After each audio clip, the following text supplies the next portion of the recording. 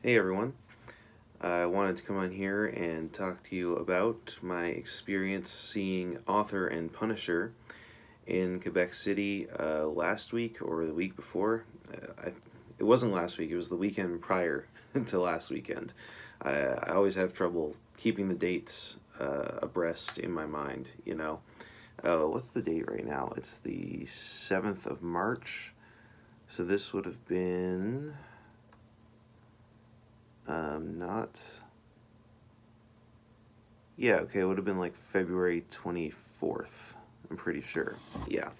So that was in Quebec City. One of the first times I've ever driven to Quebec City from Montreal, specifically just to see a show. Not to play one, just to see one. I don't go to Quebec City very often. I've been there maybe like 5 or 6 times in my entire life. And every time it's always very eventful, to say the least. This time I went with a partner of mine who is a fan of Author and Punisher. I know the name, but I can't really say I've listened to his music. I didn't really know what it sounded like, aside from the fact that it was industrial, kind of noisy, maybe. But the way that they described it was like, oh yeah, he's built this entire like machine and contraption because the dude's an industrial engineer and he has created his own instruments for creating music and he plays those instruments live. So she sold it to me immediately. But for some reason, they weren't hitting Montreal on this tour date.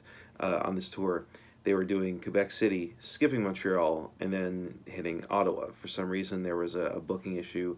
They were supposed to play at Fouf's here in Montreal, but that date fell through for whatever reason. So we got in the car, we drove the 2.5 hours northeast to Quebec City to La Source de la Martinière. I'm not really sure if I'm pronouncing that correctly. I'm probably not. I've never been to this venue before, but I've heard a lot about it. I walked in, and immediately I was kind of like, oh, this is like the same sort of vibe as Bar La Ritz here in Montreal.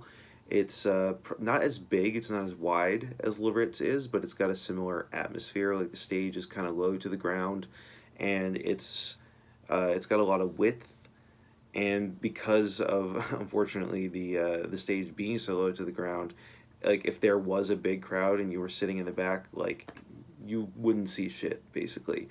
But thankfully the crowd wasn't like super intense. There was definitely quite a number of people there. If I had to guess, maybe like I don't know, 100, something like that. Um, and we did not really pack out the room, which meant that it was easy for myself and my partner to get like a decent view of the stage.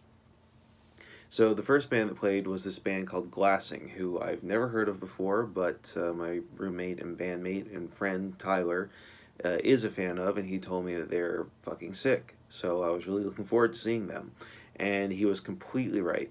Those guys kicked ass. They're a three-piece, um, I guess like sludge metal, noise metal, post hardcore, maybe sort of band from, I believe, Austin, Texas. And I think the best band I could reasonably compare them to would probably be Ken Mode, at least out of the bands that I have as like a point of reference, because that's a side of heavy music that I'm not like super tuned into. I know a handful of bands, but Ken Mode is probably the one that I would point them to the most.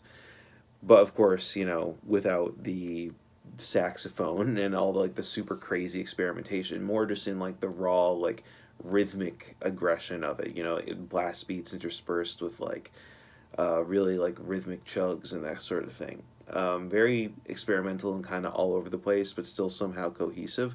And they had so much fucking energy. Like, I absolutely loved watching these guys perform. They were insanely loud and just insanely abrasive and chaotic. And yeah, like they looked like they were having the fucking time of their life. They were enjoying being up there on that stage. It was super cool. A really high energy, high octane performance, great fucking music. I was really, really blown away and taken in by these guys, and I definitely am looking forward to their new album, which is coming out at some point this year. I will probably review it on my blog. Um, After that, it was time for Morne. A friend of mine who plays in a band said that he had toured with Morne, or that he'd played with them a couple of times while he was on tour with his band, and he told me to give those guys a shout out. So I actually was speaking to their guitar player and vocalist a little bit after the set, just very briefly. He told me that they were fucking sick, and I completely 100% agree. They were awesome. It was definitely a little bit more like low key in comparison to Glassing's super high energy performance. Um, it was more like slow and plodding and meditative and kind of hypnotic, but still very just heavy and fucking crushing. I mentioned this in my review of this show on my blog, Where Strides the Behemoth. They kind of remind me of Tombs, but not like the modern like black metal adjacent Tombs, the more post metal era of Tombs from back when they first started. Like if you know the song Gossamer by that band, it would kind of sort of reminded me of that a little bit. Um, and they described themselves as a crust band, but to me, like, it didn't really sound all that crusty. I guess maybe there were some elements of that in there, but it definitely wasn't the predominant part of their sound. After that, of course, it was time for Author and Punisher, the main act.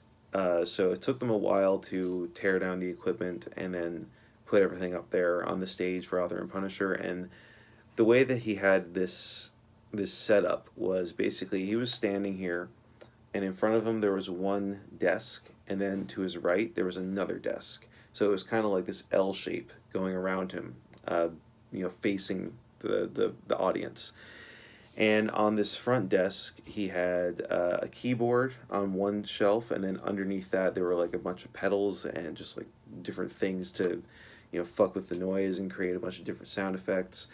That's cool, but what was fucking cooler is that on the other desk, the one that was running sideways, perpendicular with him, or parallel with him, I'm not sure which is the right word there, um, is this kind of like giant piston looking contraption that he kind of holds on to like like this. So he's got his hand is like gripping a handle, and then there's this piston kind of running down it, and well, I guess it would be like on the other side, um, and on either end of it there's like a big block, and also on the handle there are different buttons. So every time he pushes it forward against the block and rams it back against the other block, it creates this super fucking loud, punchy, percussive sound, and that's where all the drum beat comes from in his music. So he'd be like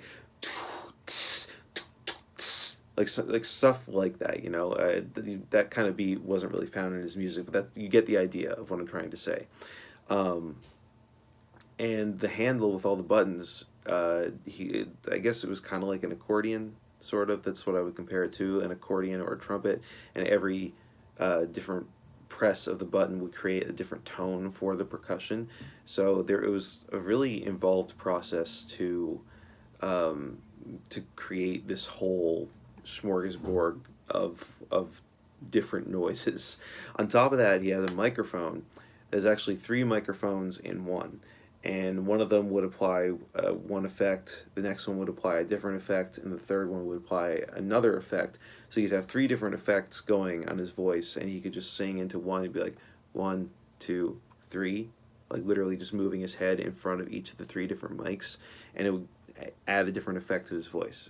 Super, super cool. And then he also had, there's a guitar player as well in the live band, although I'm pretty sure that in terms of the recording project, it's just him. Off to the side, who is adding the super loud, chunky, fucking enormous industrial power chords and chugs and shit like that. And the whole sound was basically just like synthwave industrial mixed together into like a perfect cohesive harmony.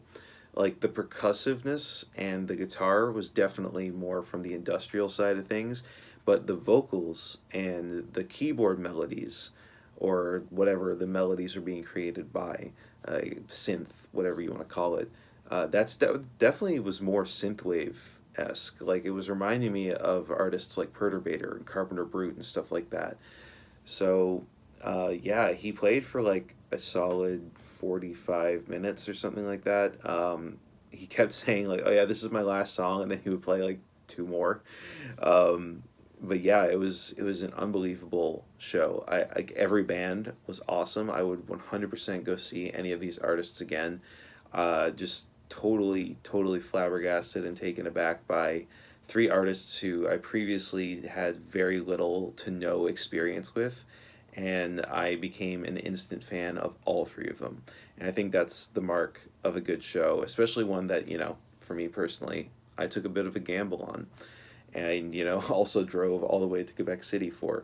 So, yeah, if you get a chance to see any of these bands live, definitely do it. It's worth it, in my opinion. And yeah, that was my experience seeing Glassing, Morne, and Author and Punisher at La Source de la Martinière in Quebec City on February 24th. So thanks for watching, and I'll see you in the next one. Peace out.